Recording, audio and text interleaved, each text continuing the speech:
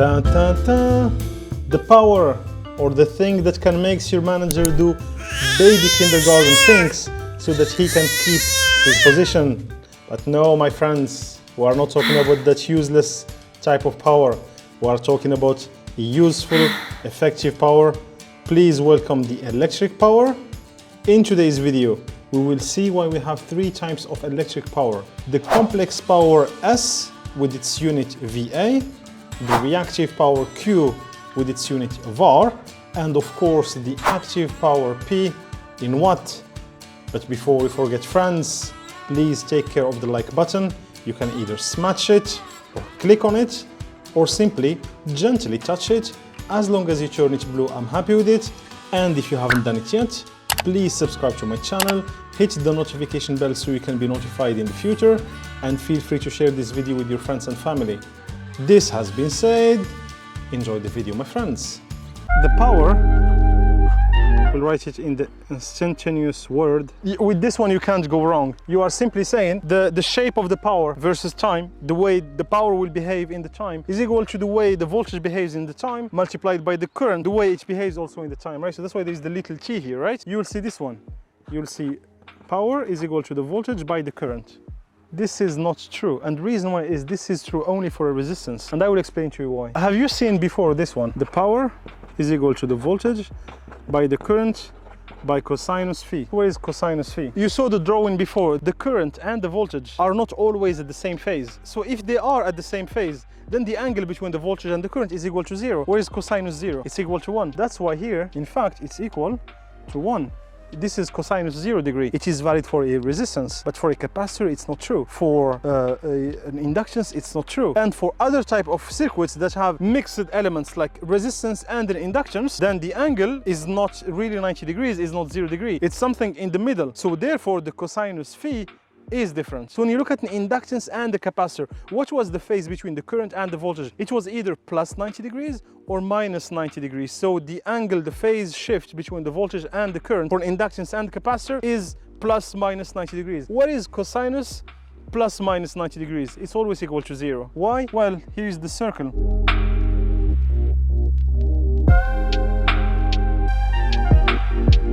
This is 0 degree, this is 90 degree.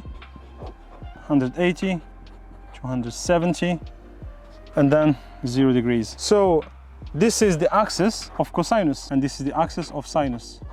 Let's say the voltage is here, right? This is the voltage, and the current is somewhere else. Now, the current for an inductance will be here. This is the IL, and this is VL. The angle between VL and IL is 90 degrees, whereas cosinus 90 degrees, in the case of an inductance, cosinus 90 degrees is equal to VI cos 90 degrees. It's equal to VI multiplied by 0. You guessed it, the power of a pure inductance is equal to 0. Now you're going to tell me, hold on, that means the inductance doesn't consume any power? The inductance consume a different power, and that's where things become a little bit less straightforward. It consumes a power called reactive power. This, what you see P, is active power. How to explain it simply is in this way. Another circle. The power has a general name, and that is called apparent power. It's S. If this is my apparent power called S, so this is a vector. This is definitely a vector. So now we will start writing the powers in vector. The active power is simply the component of S, the apparent power, on the direct axis, which is cosinus. So the direct axis is this one. Then the active power is here, P. Why is the angle here? This is phi, right? This is triangle, basic things coming from our Greek friends.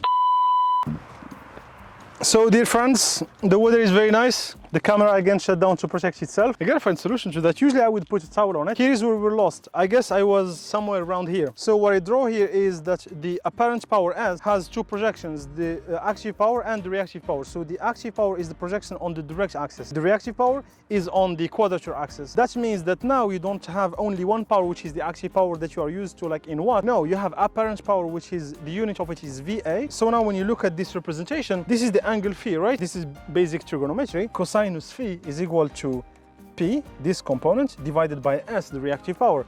Therefore, the active power is equal to S by multiplied by cosinus phi. S, we know this is equal to V multiplied by I, voltage by current, multiplied by cosinus phi. So this is the expression of the active power. We just demonstrated it. It's what I wrote here. Now, for the reactive power, the other component that is in quadrature, you guessed this is going to be sinus phi. This is again trigonometry. Sinus phi is equal to the reactive, this component, the reactive power, divided by S, the apparent power. We ended up with an equation like this, which is here.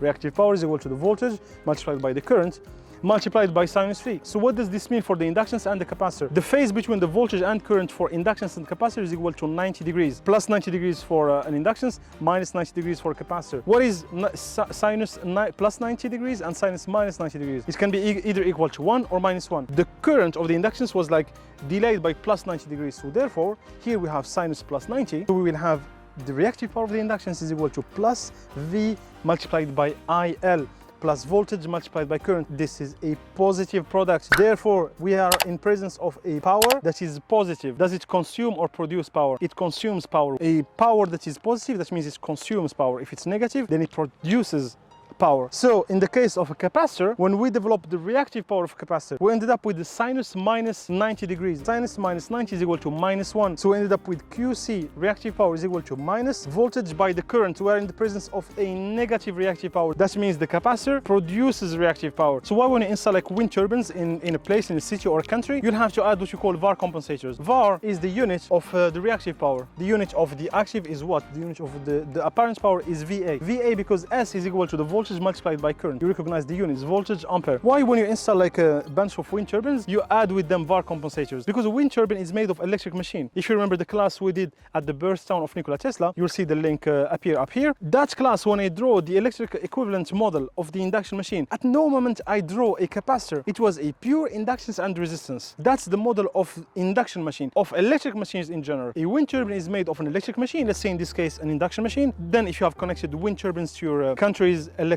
grid, you have just added a bunch of people who are reactive loads, because the wind turbine is made of electric machines who are inductive loads. There is only inductances and resistance in the electric machines. So this is an inductive load. That means it will consume reactive power. If you do nothing about it, you'll have an issue called flicker. So the electric network will not be as clean, as stable. If you would plot the voltage of that grid, it will not be a beautiful voltage. It will be a lot of harmonics around it. You'll see on, like when you are sitting in your house, the electric lamps like flickering. You know, we can make a dedicated class for like flickering. If that's something that interests you, just drop me a comment below the video. So you'll see that the lights flickering, you know, like they flicker means, you know, like they turn, it's not they turn on, they turn off, but kinda, you know, like they kind of turn off, and that's really bad for human eyes. It might be one of the reasons your electric network of that country or city has to produce a lot of reactive power for these consumers that consume a lot of reactive power. To compensate that, you have to add VAR compensators. Now today the VAR compensators are way more sophisticated. They have like active filtering, etc. But I can tell you that in many countries, many places, they still have like the basic VAR compensators made of capacitors. Yeah, connect bank 1, bank 2, bank 3. The more you connect them,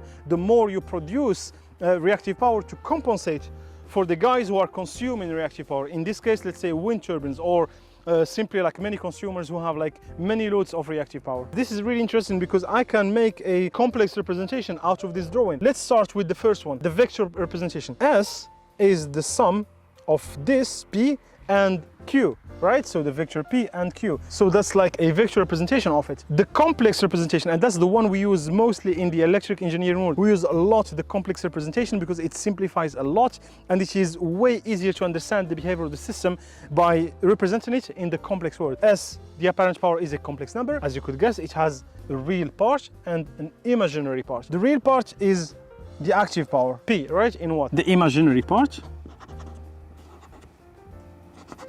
Sorry, my pen is dying. The imaginary part is the reactive power. So you see what we have here. I can continue writing that S, the complex, is equal to, so what did we say about P? It's equal to the voltage by the current by cosinus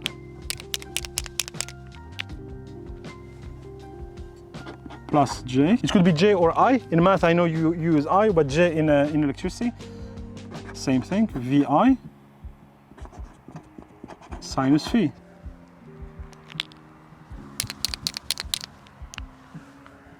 To make a factor, it's VI factor cosinus phi plus J sinus phi.